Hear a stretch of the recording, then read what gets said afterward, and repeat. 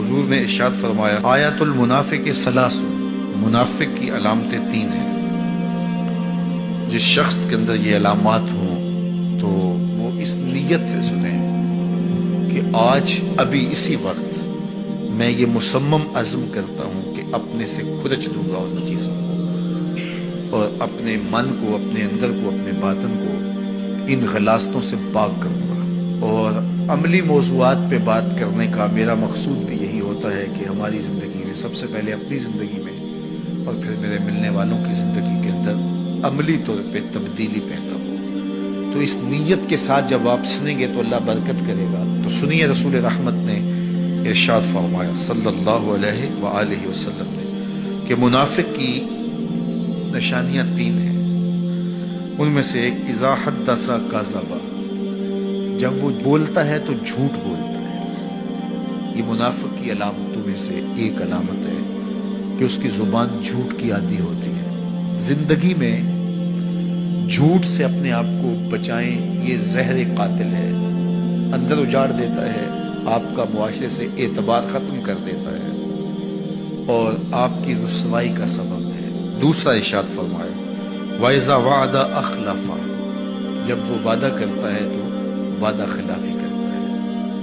یہ منافق کی علامت ہے کہ وہ وعدہ پورا نہیں کرتا۔ میرے حضور کسی سے وعدہ کرتے ہیں کہ تیرے آنے تک یہاں کھڑا ہوں، اور وہ جا کے بھول جاتا ہے۔ میرے حضور 3 دن کھڑے رہتے ہیں، 3 دن کے بعد اچانک وہاں سے گزرا، دیکھا تو حضور کھڑے ہیں۔ بڑی شرمندگی ہوئی، ڈرتا ہوا آگے بڑھا، صرف اتنا کہا یار تو نے مشقت میں ڈال دیا۔ 3 دن تک میرے حضور کھڑے، اور میں کہتا ہوں وہ تو 3 دن بعد واپس آ گیا۔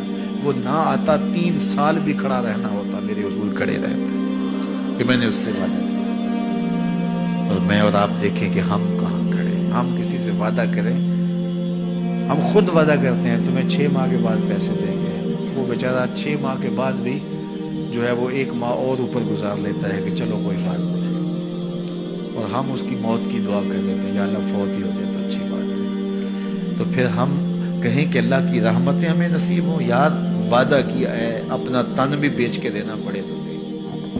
جو وعدہ کیا ہے جہاں کھڑے ہوئے ہیں وہاں کھڑے رہیں گے، چاہے اس کی کتنی بھی حیثیت ہمیں کیوں نہ سہنی پڑے۔ جب وعدہ کیا ہے تو پھر اس کو پورا کرو۔ تیسری بات میرے حضور نے ارشاد فرمائی وَإِذَا تُؤْمِنَ خَانَ، جب اس کے پاس امانت رکھی جائے تو خیانت کرے۔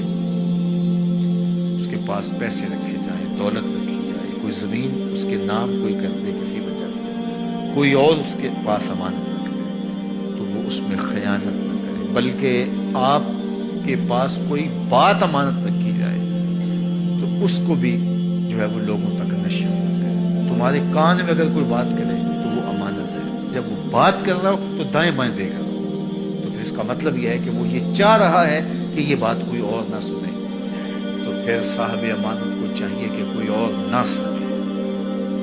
یہ امانت ہے اور اس امانت کو پورا کیا جائے۔ اور چوتھی علامت یہ ارشاد فرمائی منافق جب کسی سے لڑ پڑتا ہے تو گالیاں دیتا ہے۔ ہمارے دین نے ہمیں گالی دینے سے روکا ہے۔ اپنی زبان کی پاکیزگی اور اپنی زبان کی طہارت کا سامان کیجیے۔ آپ کسی بھی حالت میں ہوں، آپ کے اوپر کوئی کتنی بھی زیادتی کر رہا ہو، آپ کو کوئی تھپڑ بھی مار رہا ہو، تو آپ اس کا مقابلہ ضرور کریں، لیکن آپ کی زبان گندی نہیں ہونی چاہیے۔ یہ غصے کے وقت ہی تو انسان کا پتہ چلتا ہے۔ ظفر سے آدمی نہ جانیے چاہے جتنا بھی ہو، صاحب فہم و ذکا، جسے عیش میں یاد خدا نہ رہی، جسے تیش میں خوف خدا نہ رہا۔ عیش کی زندگی ہو یا تیش کی زندگی، خوشی کا مرحلہ ہو یا مرحلہ غم ہو، آپ دیکھو نارمل زندگی کے اندر تو آپ معتدل ہوں گے ہی ہوں گے، لیکن جب آپ کا بیلنس خراب ہوتا ہے خوشیوں کے وفور کی وجہ سے، اس وقت پتہ چلے گا۔ یہ ہے انسان کا امتحان، یہ ہے انسان کی آزمائش۔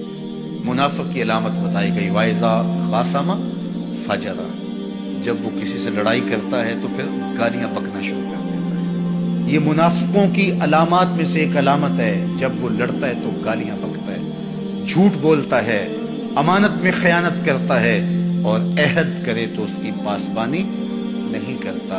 اللہ ہمیں عہد کی پاسبانی کی توفیق دے۔